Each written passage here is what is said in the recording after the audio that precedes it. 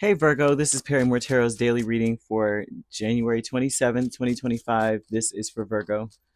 All right, last shuffle coming out for Virgo because the cards want to do something extra special apparently. We have true love here and we have angels of the four directions. And this is a very beautiful energy because it says that you're expecting life to be a beautiful, something beautiful, a symmetry of gorgeousness. You may be analyzing your life now, thinking about the year ahead. And if that's the case, they're speaking about you communicating that now. You may be able to tell that what's going on in your life right now is something like it's part of the connections you have with other people. What I will say is this: oh, that's a duh. That's a duh, right? Right. But a lot of what where your life is right now may depend heavily on other people.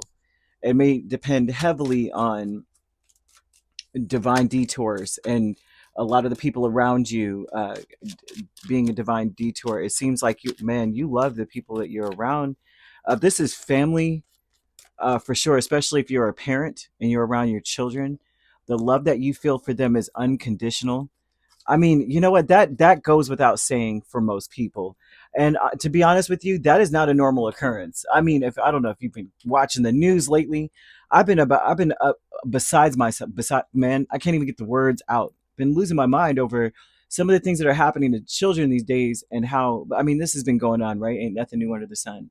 But you would assume that just because you went through the motions of carrying this child, birthing this child beautifully into the world, that people would have unconditional love for their children. And you find day to day reminders of the fact that that's not the case for everybody. But I'm seeing someone who has beautifully, they have unconditional love for either children or their children, like just in general. I'm seeing that you expect to be at least given a pardon for things that you may have not been able to do. Okay, that's another aspect that I'm seeing here too.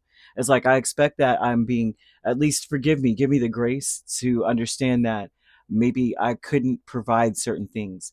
That sometimes life comes in with the Fool, Ten of Wands, Five of Pentacles, Temperance. Things happen, right? That's part of life. Like there's a true love is saying I see that sometimes life is lifing. I guess that's a today's term, but today stuff happens, right? You have expectations, you know what you want to do, you have intentions, and then the world comes in and it completely throws you off your path. And so there's something about really giving someone grace, giving everyone grace, giving yourself grace for the fact that although we have expectations, right?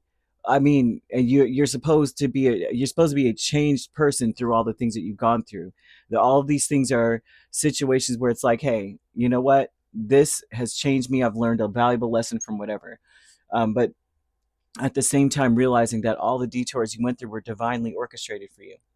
Understanding that, analyzing things, looking back at things, right? To be able to analyze this is also to be able to look back at something and say, you know what? Now that I look back, hindsight is 2020. Um, I'm seeing now that all of these things were divinely orchestrated. It was meant to happen. Okay, there's a need for you to communicate something here, to communicate that there's no such thing as failure, truly, and that we all have more control over our lives than we realize. There's something about needing to communicate these things. You may be able to sense other people's energy right now and to see that they need to take a deep breath. Like they need to breathe, okay? And be yourself. There's no right or wrong way to live. There's no right or wrong way to do certain things. It's just we're living here, we're breathing, we're trying to figure things out. Planning ahead for the future is something that may be on the agenda. I'm seeing a year ahead. I'm seeing someone planning to travel, maybe with limited resources. Someone planning to coordinate travel plans or something here, not and without the resources right now. Like someone may be planning for like next year. Next year around this time we're going to take a cruise. Next year around this time we're going to do XYZ. But right now I don't have the money to do it. So I mean we could start talking about it, but I'm not going to be able to do much towards that. I'm seeing an energy of that going on for some of you. That's personal. But I'm seeing angel number 2002. That year may be significant, but they want you to know that things are going to turn around when that number comes out, and that there's no point in losing your crap over the fact that I'm not where I need to be. Next year I want to be in this space. They want you to enjoy your life, and that may be something also that you're sharing and imparting upon the people that you love, that you're surrounded by. Like you're showering a lot of love on them, saying, you know what, I may only have $5, but I'm going to enjoy myself today. I'm going to have a great time. Even if I've got a lot of you may have errands to run, a lot of things to do, a lot of things to check off your checklist. You can still have fun doing them. So there's something about you needing to have fun, realizing that you're going to make new friends. Some of you have some stuff going on when it comes to codependency. I don't know why that's coming up, but they're showing that there's some energy of codependency here, of saying like there's no way that I'll be able to do certain things because I've got a lot of obligations, or I got a lot of responsibilities, and because of those things I'm not able to live up to the expectations of something else. Like I have to do things according to when someone else can do them, or I can only do things if my schedule allows, or this person is able to do, or I'm able to have these things, right? I can't live without coffee this morning. Like every day I'm waking up, I can't even function, but don't talk to me unless I have had my cup of coffee. I'm seeing someone in that kind of space as well. It's like on a very mundane level, a codependency, like an addiction to something that's very like, oh, I can't get through this without chocolate and ice cream kind of thing. And then on a bigger scale of like, there's some people here who are not able to plan, right? They expect things to be hard. That's just how things go. So they're that on the deeper level, the codependency of saying, I would plan, but what's the point? I would do certain things this way, but what's the point? Something always comes in. I'm in a space of kind of being codependent on the fact that I'm always in a bad space, or I don't have help or something here. Angels of the Four Directions is Death and Hierophant. And by no means I don't think this is a Virgo energy, but that's what they're throwing out here. They're wanting you, with the Angels of the Four Directions, there's going to be a stop put to a certain cycle. The angels are coming in to end a cycle. So maybe to some degree, you're codependent on taking on a lot of extra responsibilities. You know how, like, if you're a parent, you're one who may take on all of the things that are going on with your children.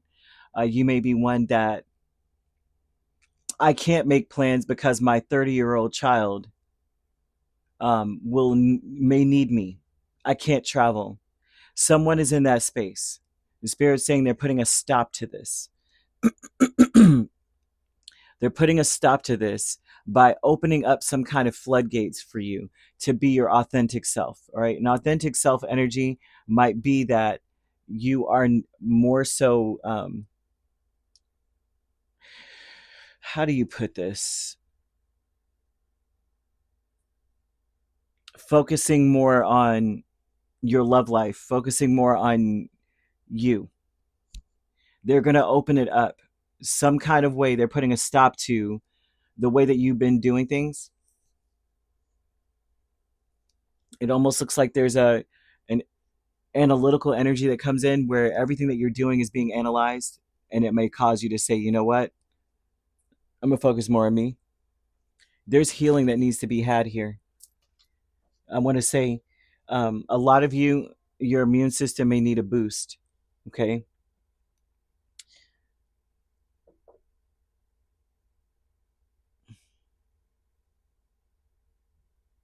There's something about you needing to make a bath oil. Okay. A healing bath oil, immune bath oil, immunity bath oil. And this would comprise of equal parts of rosemary, sandalwood, and like petals of red carnation. Okay. And putting this, crush them in virgin oil, virgin olive oil, in a glass jar.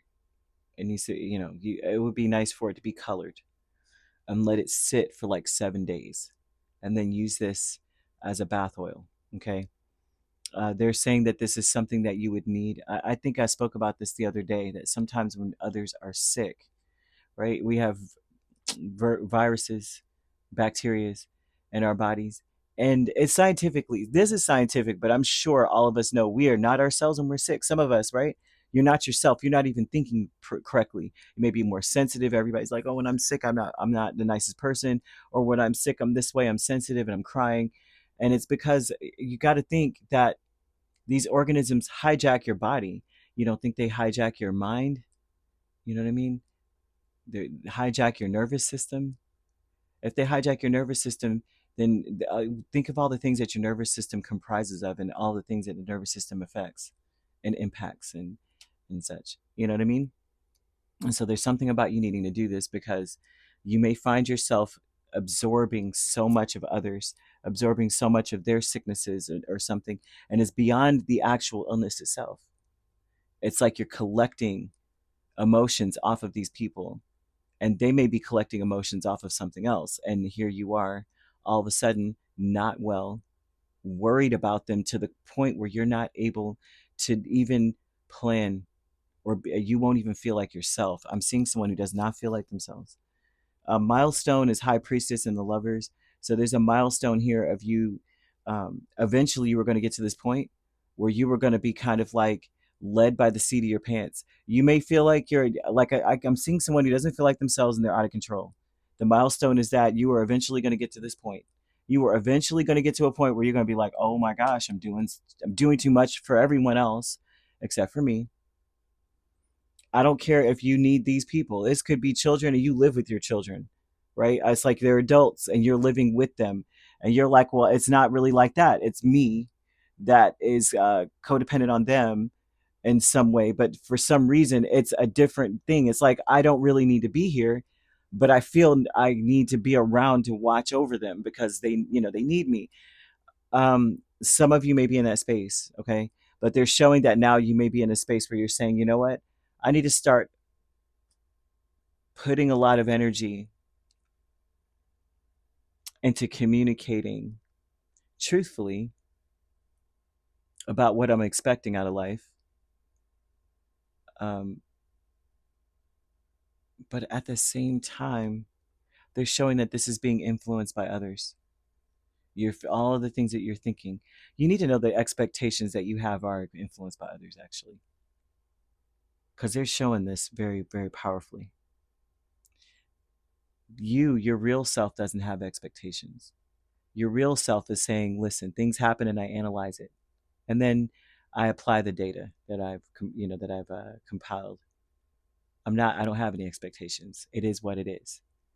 If you are starting to look at things and get disappointed and start to notice that your emotions are out of whack and you're expecting something, it's other people's energy, and it's time for you to take this healing bath.